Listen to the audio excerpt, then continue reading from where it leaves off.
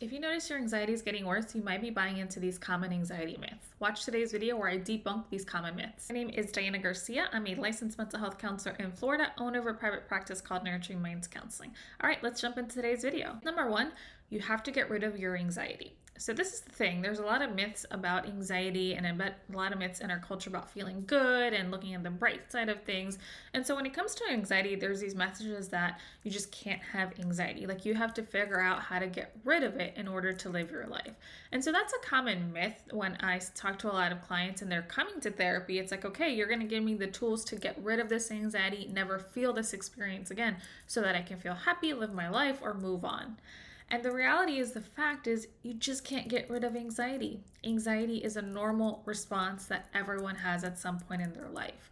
What gets you stuck in this loop is this desire to constantly try to control your anxiety or not willing to have your anxiety. So that's the first myth. If you notice yourself buying into this myth that you have to get rid of your anxiety at all costs, that might be actually backfiring on you. Yes, in the comments if you bought into this myth that you have to get rid of anxiety. Let me know in the comments by typing yes. The second myth is that you have to avoid what makes you anxious. So this actually really gets you stuck in the anxiety trap. Because when we think of anxiety, your anxious mind tells you like whatever causes you anxiety, just avoid it at all costs. So for instance, when we think of social anxiety, if there's certain social situations that make you anxious, your anxious mind tells you like, just don't go. Don't be in those settings. Whatever you have to do, just don't be there, right? Because you're going to get anxious. Or if you struggle with public speaking, same thing. And so the catch with this is that your anxious mind tells you like, don't go to these situations, avoid them at all costs. And in the moment, you get immediate relief when you avoid the scary, anxious thing. But in the long run, what's happening is that you're teaching yourself and your body that you can't tolerate anxiety. So it's actually making it worse because you're getting stuck in this anxious cycle where the next time you have to be in this situation, it might feel even harder, or you just haven't learned the skills or taught yourself that you can actually tolerate and sit in this discomfort, especially when it really matters to you. Next myth is that anxiety means that something is wrong. And so this is the thing. When we think of anxiety and your fight, flight, or freeze response getting triggered and activated, and that kind of being part of the anxious response, because then you start having those physical symptoms of anxiety, you might actually start to believe that what your mind is perceiving as a threat is actually a threat. And so again, let's stick with this example of social anxiety. So this fear of being rejected or being embarrassed or not being liked. And so that your mind tells you, okay, if you go to this party, you could potentially be rejected or outed or whatever the case is. That's a threat. You can't do that. You can't handle that, right? And so the fear or the myth is really this buying into this belief that that is actually a threatening situation that you can't handle.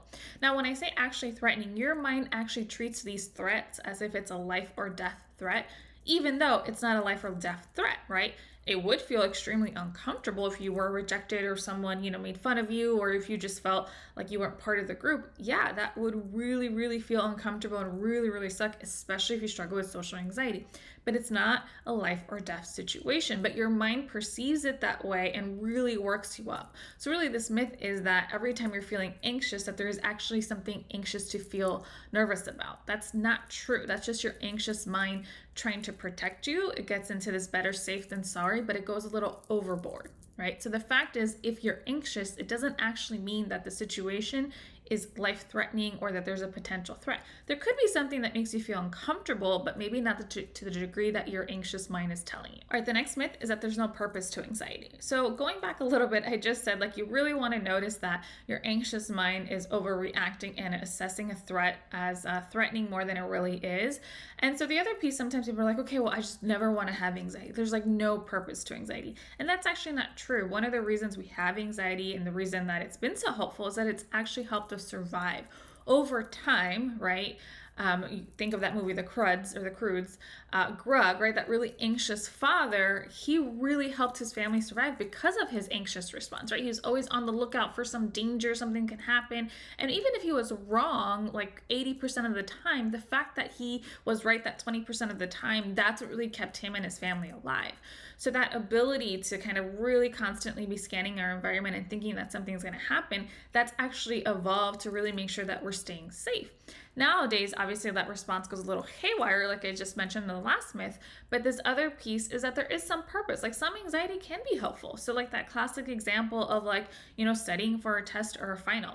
Someone that maybe has like no concern, no stress, no anxiety about it, aren't really going to prepare as much as someone that has some anxiety, right? So that kind of classic bell curve shape, that if you're kind of at that optimal place where you have some anxiety, it's going to propel you forward to actually study for this exam, right? Now, if you had no anxiety, not really, but if you have too much anxiety, right, then we're over here on this bell curve where then now it's no longer helpful. But that kind of in between that actually helps to prepare you. So that's kind of where you really want to find what works for you. And again, when we're thinking of anxiety, sometimes your anxiety is there to really help and protect you, right? It does kind of sound the alarm sometimes. And sometimes when it sounds the alarm, it's actually correct, right? But the problem is that we start to feel like every single time it sounds the alarm, it's correct. And we start to have a difficult time distinguishing. But again, recognize that there is some purpose to your anxiety. In the comments, how has your anxiety helped you? So again, that there is some purpose to the anxiety. Let me know in your life if you can think of one or a couple instances where anxiety has actually shown up and been really helpful for you. Right, this myth is all about you can't live your life if you have anxiety. So this is related to another one that you have to get rid of anxiety, but even more so the sense that I see a lot of times with people that in order to live their life, to take the scary moves, they like no longer have to feel anxious, right? Especially when we're thinking of like confidence, it's like this sense of like, okay, I want to feel really confident. And when I start telling clients, all right, one way to feel confident, the way you really do that is to start doing the really scary, courageous things. That's how you start to build your level of confidence. You do the things that matter to you. It's not like all of a sudden these scary or uncomfortable feelings go away. It's like, no, you have to do the scary thing. And so that's the piece when we're thinking of living your life with anxiety. The goal isn't to get rid of this anxiety, because the reality is there's no secret cure. And anyone who's telling you that, I'd encourage you to double check that. But again, this really recognizing that you can learn to take your anxiety with you, to carry it with you, to be open to this experience of anxiety and still live your life and still do the things that really matter to you. Both of these things can be true. Like, you don't have to get rid of your anxiety in order to live your life. A lot of times the problem I see is that people get so stuck in trying to struggle, to avoid, to not have the anxiety, that takes so much time and energy, and they forget to live their life, or they really focus all their energy on not having the anxiety, and so they don't have energy or attention to focus on the things that really matter to them on moving forward. So this myth of you have to get rid of anxiety to live your life, it's not true. Both of these things can happen. You can learn to have and sit with your anxiety and still do the things that are really important to you and that matter to you, because that's what you have control over. I hope debunking those myths was helpful for you. I encourage you to watch this video next to help you with this common tip when you are feeling really anxious. And as always, I encourage you to continue nurturing your mind, body, and soul, whatever that looks like for you.